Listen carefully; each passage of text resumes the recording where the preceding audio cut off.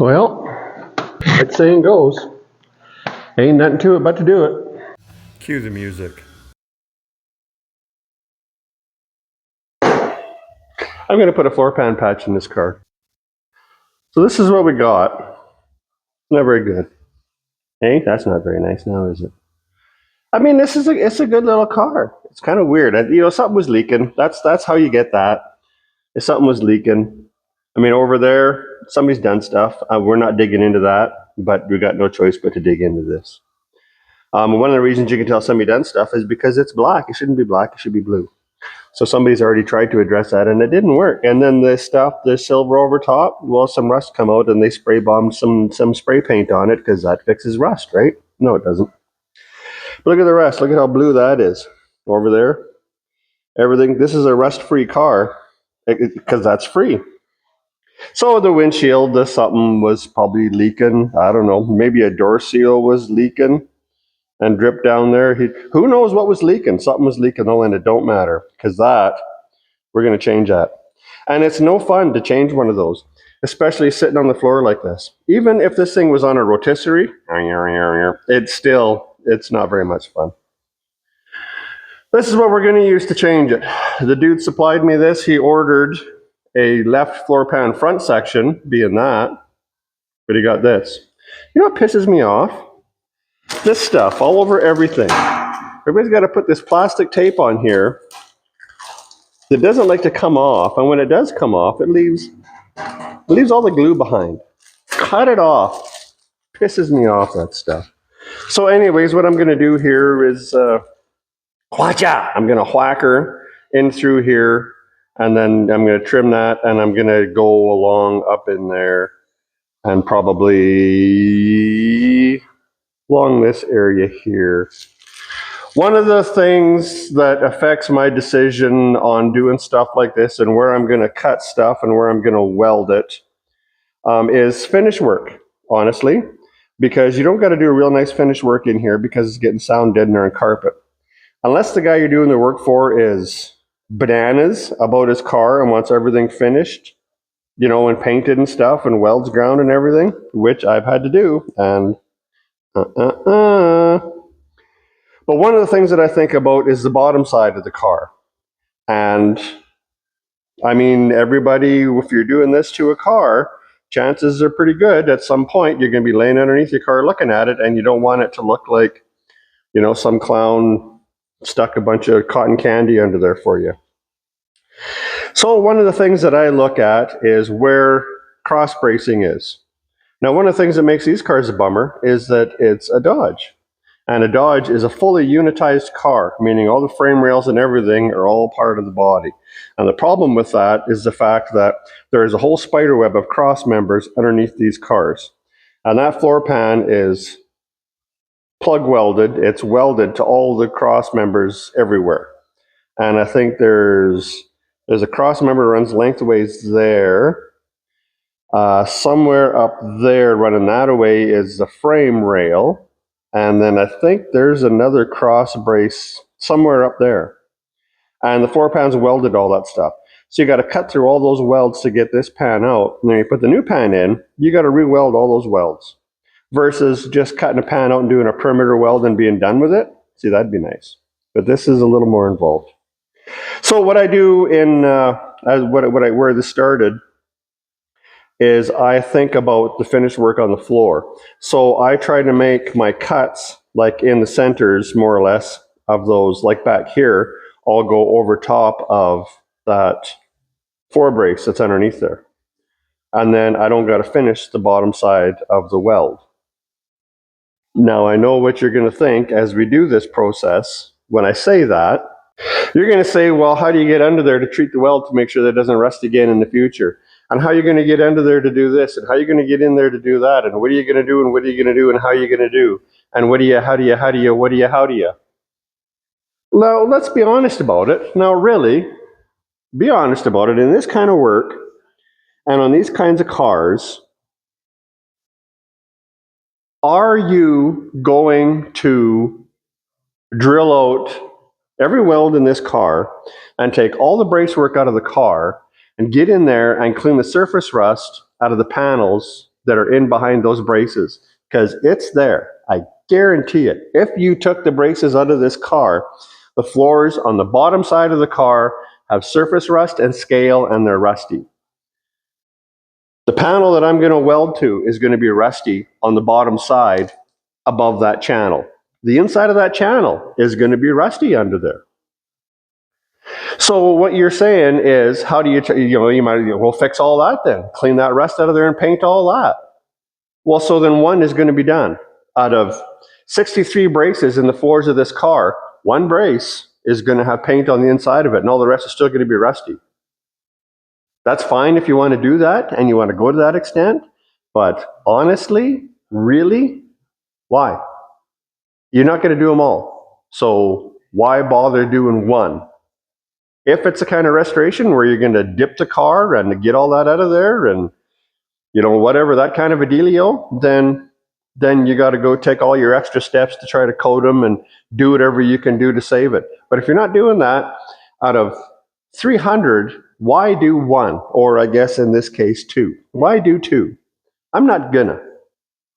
And like I said, the bottom of the floor pan that I put in there that's going to have the weld that is going to be a raw steel weld above that floor brace, it's above that floor brace. It's in a sealed channel, more or less. It ain't getting water washed in there. It ain't getting nothing, and it ain't going to get any more moisture on it than all the rest of the crusty insides of the channels that the rest of this car has. It's not going to rot out. It's not going to fall off of there any sooner. In fact, somewhere else in this car, rust is going to show its head before it shows its head where the welds and what I'm going to do are. If you don't like that, then do all your welds and stuff where you can get to them from the bottom side so that you can grind them, you can dress them, you can prime them, you can do whatever you want to do. It's a whole bunch of more work, and that's not what this car is about. I have done work like that because I have done cars. And if you look back in videos, there's videos of me painting the bottoms, the roadside of cars. And I did floor work in those cars. Had to finish the floor work, had to make it look nice, had to paint it.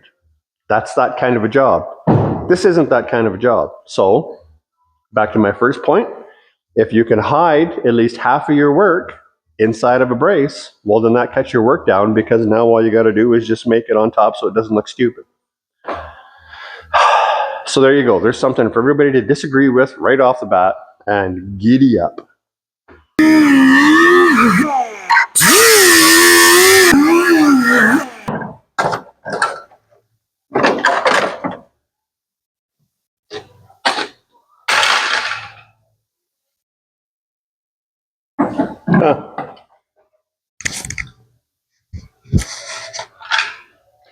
That's funny. In all the Dodges I've worked on, I never knew before that that little hump in that floor pan is to clear where they run the e-brake cable up and through the frame. Never knew that. Whoop-de-doo. Stupid Dodges. I got earplugs in, so I don't know how I'm talking, if I'm yelling or if I'm whispering, because I can't hear nothing. But what I'm doing here is just clearancing to make room. And my intention is that my floor pan that I'll put in, I've already went around with a hammer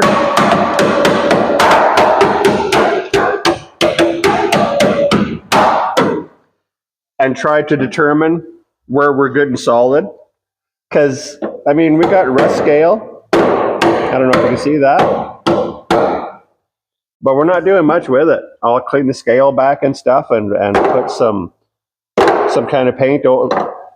Hey, cool. Hey, if you don't know nothing about Dodges, you might not be able to see this, but there's another little pedal up here that looks like a high beam switch. There's a high beam switch.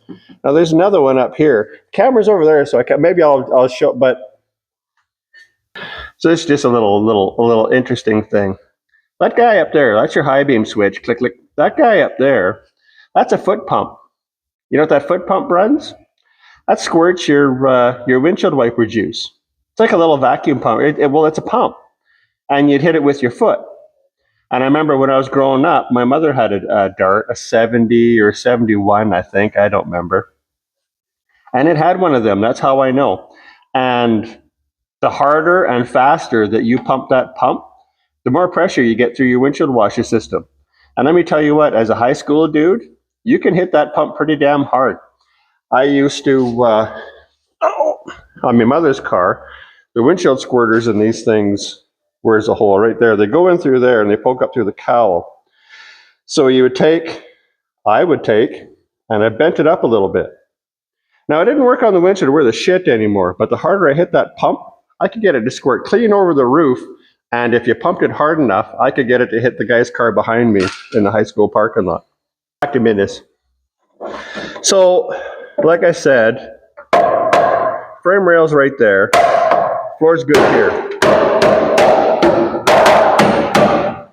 Hole right there. See that? That's a hole.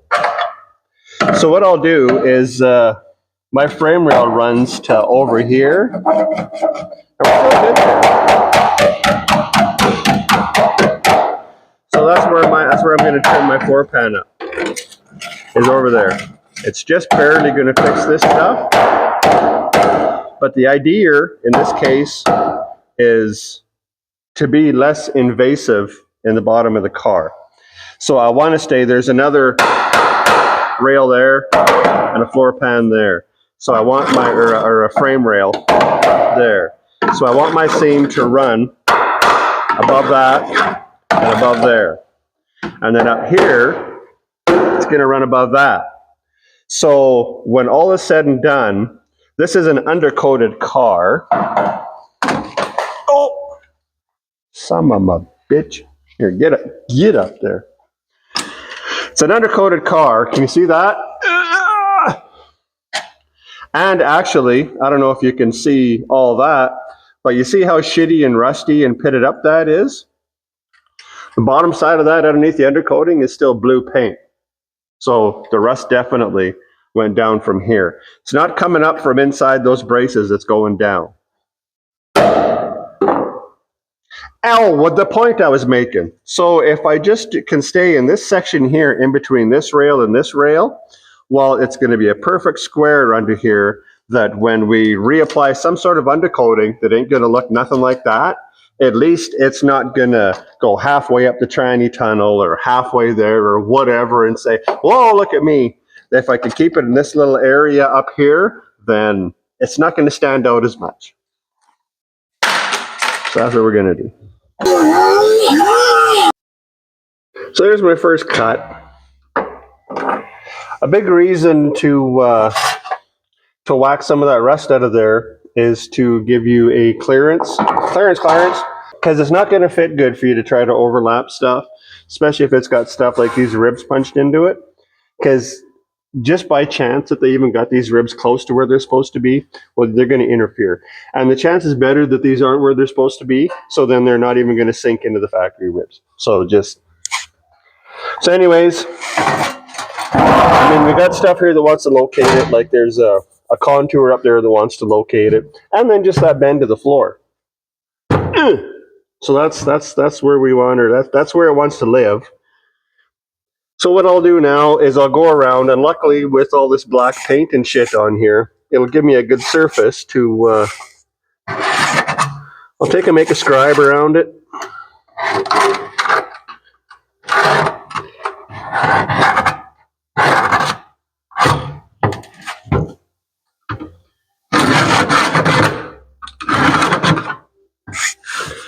And scribing this end and this end isn't that important for the way that I'm going to do this, because when I make my final cut here and there, I'll cut through both pieces. Like this will be sitting in place however I do it, I don't know. And then I'll cut through here and through there, and then that'll give me... Am I rubbing the microphone on stuff? Sorry. But anyways, so now I got an outline here. You can see that I'm over by 1.5 inches by 1.5 inches. Here I cut right along this edge, and actually it looks like the grooves are pretty close to where they want to be. So here, like I said, I want to cut away inside here. And actually, I don't want to trim this edge out any further that I've already cut. So I'm going to measure in. I'll measure this distance from my cut to this scribed line that I have scribed all the way up. And then I'll transfer that measurement to this pan and go from the edge of the pan being where this line is the edge of that pan, I'll transfer that line from one to the other. Same with up here, because I like to stay in behind this thing. So I'll do the same thing. I'll measure from my scribe line to that edge, transfer it to that, and cross my fingers that works. And then, like I said, as I said, this edge here, I'll cut through the two, and this one here, I know that I want to be right in here. So again, I'll make a mark on that pan to give me a rough idea, because I got a couple of inches that I can live in here. I don't have to be right there. I can be here. I can be there. The biggest thing that I need to make sure is that I have good steel left to weld to.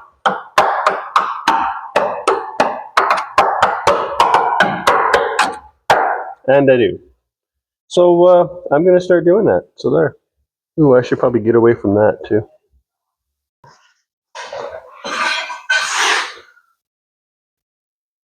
I don't know where I left off a second ago.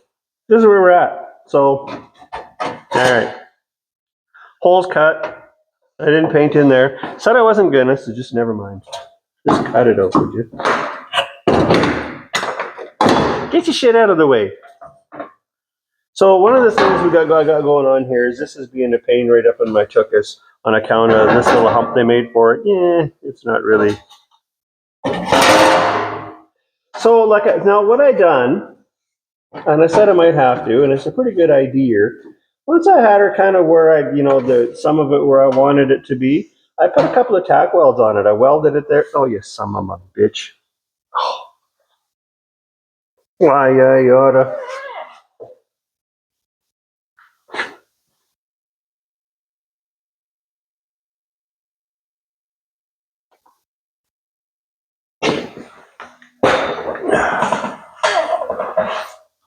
I gotta get some better lights, magnetic lights. DD Speed Shop sells magnetic lights. But where the hell would I buy them from him? They buy them from Amazon. Never mind. Anyways, what the hell was I saying before everybody went dark? Oh yeah, so what I done was I fitted her up here where I liked it, where I was happy with it, where I wanted to get jiggy with it. And then I put a couple of tack welds on it because I was still overlapped in a couple of areas. So I welded it in place to hold it in place, and then I took the old bazinga and I gave her some bazinging. So that's where we're at. And then I went underneath with the old scribulator and marked along my frame rails, put a mark on the bottom, drilled some holes, because you got to have some plug holes going into the floor braces. All right. Now when I do that, I drill a 5/16 hole when I do that. Now I'm sure anybody who's listening to this, as soon as they hear me say I drill a 5/16 hole, they go, "Whoa!" Well, listen, sister, if you just put a 1/4 inch hole or whatever in there, it has happened. I can't even see. It has happened far too often to me, anyways, that by the time you make your circle around that plug weld, so this is your hole, right? You make a spark in the center of it. How I do it, anyways, because you got to hit your surface underneath it. Spark in the center, then you go, and you burn in around the hole. Well, quite often, what winds up happening, believe it or not, even when your two pieces of steel are right together, is you make that spark and then you bridge across to the edge of that hole. And then as you burn your weld in, can you even see my finger, what I'm doing here? As you burn your weld in around that circle, we got that tick in the center and it bridges up to that circle around the edge. And you wind up with the center of your plug weld is like 1/8 of an inch, if you're lucky, that's grabbing it. So the bigger hole that you're using, the bigger hole you're playing in, oh, never mind. The bigger hole that you're using, the better chance you got of having a successful plug weld is where I'm going with that. Now, somebody out there, I'm sure somebody's saying, well, just do this or just do that or just do this. And the chances are pretty good that maybe you got a better way of doing it than what I do, but I don't know how you do it. I just know how I do it, and that's how I've been able to make it work for me. So anyways, I use a 5/16 hole. So there. Even like I got a ka-chunk thing that punches holes. It punches a 1/4 inch hole. I mean, after I punch the holes, I go back through them holes with a 5/16 drill. Okay. So now you're going to get it where you want it. because that's what you got to do. How you're going to do it the way you got to do it when you want to do it that way. And every weld that you put into something is going to pull it as that weld shrinks. Like it or not, that's the way the old cookie bounces when you got bouncing cookies. So what I'll do when I do something like this is I'll put a couple of tack welds in the perimeter of this here, and then I'll do my plug welds first. Reason being, if you do your perimeter welding and you pull it, well, chances are pretty good it's going to pick up from the brace underneath it. Now, how are you going to squish that back down again? It's hard because I've had to do it and it sucks. There's usually a bunch of smashing and banging, and you're pretty happy that you put a piece of carpet over top when you're done. So I'll put a few tack welds around the perimeter to hold us in place, and then I'll do my center plug welds, and then I'll go in and weld my perimeter. And you will find, if you do it that way, that your levels between your new piece and your floor, they're going to do this back and forth and here and there, and you got to pry one up and push the other one down and whatever all the way around it. That's the way she goes. If you don't want to do that, then buy a new car. So there. All right, so I can't do this sitting the way I'm sitting because it's pretty damn awkward and I can't see it. See, that's one of the things about doing a floor patch. If you're don't got your vehicle mounted on a rotisserie and stuff, is it's hard on your back. And my back's a bummer to start with. So, like I said, got some tacks. I'm gonna hit it and quit it. Something.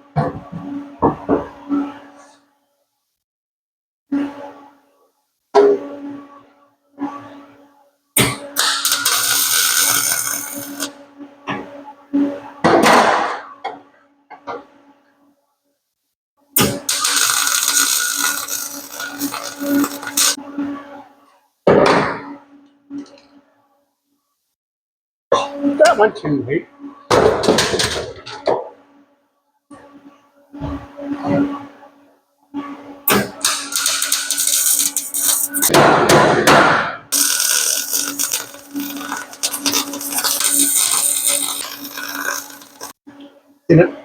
Are we on? Are we on? See, now when pulling that down, it's really, you can, I don't know if you can see it, but it's really lifted that up there, okay? You just do some of this, some of that. So now I'll work my way around it in the dark. Whoa! Where's that light? I want to throw it again. See, my back's starting to get sore from being like this already. You know, working on cars for a living sucks. It just does. So I gotta find a different position to do this in. And then I'm gonna work my way around it and level everybody up where I'm happy. And then weld the perimeter. I don't know if that's worth, I'll show you some of it, but I mean, really?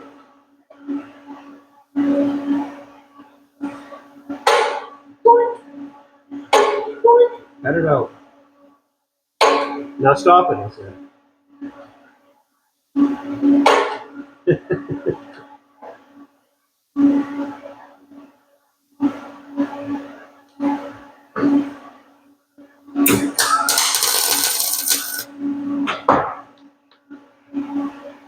When you're doing stuff like this, here's something to think about. Don't do a whole bunch of welding down at this end, because you're going to have to lean on this to do a bunch of welding up at that end. So maybe do your welding up at that end first, so you're not burning your arms on fresh welds down here where you try to put some welds in up there. Okay? Can't see up there though, because with some of my bitch light went out. Some of my bitch.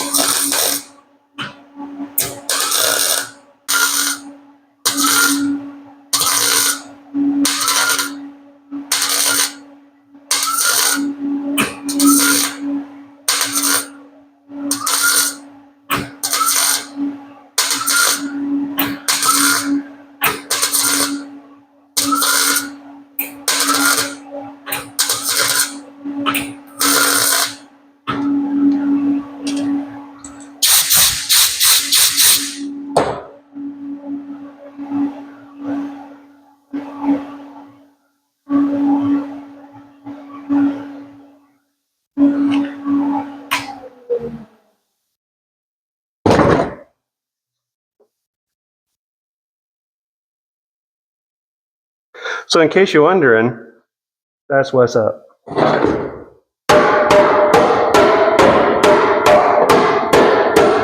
Sounds like part of the floor. Cut it out. So one thing to keep in mind when you're doing this, when you're going to run into, I don't know if you can see from there, you probably can't, and that's probably a good thing. There's some parts of my welds here that are just pretty shitty looking. And that's because there's some parts of the weld that are pretty shitty. And what's happened in a lot of it, I mean, you run into areas. So if I quit stammering for a second, one thing to think of is these panels, this panel and this panel, when they're made, they start out as a big flat sheet of steel. And then they get put in a mold, and then there's a die. So they get put in a mold over top of a cup, and then there's a die that comes down, and it's laying there, and bang! It smashes it, and it pushes it in to the mold, and it makes all these bends and contours and woo and everything that's in there. So the metal's getting stretched, is what I'm getting at. So if it starts with whatever number you want to say, if it starts as 18 gauge or 20 gauge, by the time that panel's stamped out of there, it's probably 22, 23 gauge, you know, whatever. And I mean, in all this kind of shit, the metal, that might not necessarily be a consistent gauge to start with. There may very well be thin spots in it. And there may be contamination already into the steel. So you're going to get some areas where you might wind up, as you're doing your welds, you might wind up what they call keyhole in it, which is you're making your weld and it gets a little bit thin. So instead of you just welding up your space that you got, welding across it, you wind up burning. When I say keyhole, they mean the old style keyhole, you know, with the keys that they got the round, look like a lollipop. So that's what you wind up with, is a sideways lollipop, and you get a big hole around your weld. So if you start getting that, it could be because of the gauge. It could be because of, in a case like this, where I'm welding this to the floor pan, could be contamination from the bottom side coming up through the weld. Could be all kinds of factors coming in. So don't sweat it.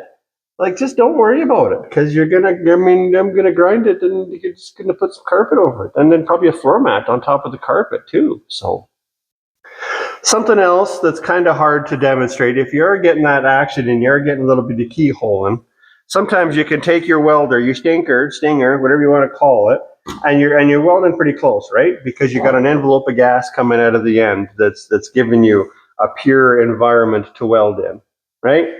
So you want to keep that down there to keep your weld clean. But if you're getting a bunch of action and you keep burning through because the metal's getting a little bit thin, if you pull your welder back just a little bit from where you're welding, just pull it up a quarter inch or so, it will effectively cool the weld off at the end of that, at the end of your wiener sticking out of the stinker, because you got a wiener sticking out of your stinker. It's unfortunate, but it is. And so what happens is, the further that wiener sticks out of the end of the stinker, the way it welds is there's electricity coming through that wiener. It's charged. You got a charge in your wiener. Electric wiener's going on here. So what happens when you pull it back a little bit? Well, there's not as much electricity at the end of that wiener. So if you pull her back, then that cools your weld down, is what I'm getting at. And a lot of people don't watch to the ends of these videos, and this is damn near the end of the video. So if people don't watch to the end of the video, then you just missed that little cutie bit of information. Anyways, if you keep blowing through, if you peel the welder back, you might get a little more snapping and popping in your weld because you're losing some of the gas envelope that you're welding in, but you will effectively cool it down a little bit at the same time. So that's it. There it is. There's a floor pan. See that? That is a floor pan. That is, I'm not going to say it's a professionally installed floor pan, but that is an installed floor pan. And again, this weld, it's over top of a brace, and so is this weld. And this weld is over top of a brace, and this weld, I might do a little bit of cleanup, but not very much, because it's up in the crook. So I'll give that a grind and give them plug welds a Zynga off the top, and we're done. So that whole thing took me, it is 3:30. So I'm going to say it took me about 3.5 hours start to finish. And so I'm kind of taking out a little bit of the jibber jabber time with you. So it's probably 4 hours with the jibber jabber. So realistically, The guy got down and got after it. In about 3 hours to do this much of a floor pan. Now, of course, the more in depth you get into it, the longer it's going to take. So there it is. There's a floor pan. If you watched to this point, good for you.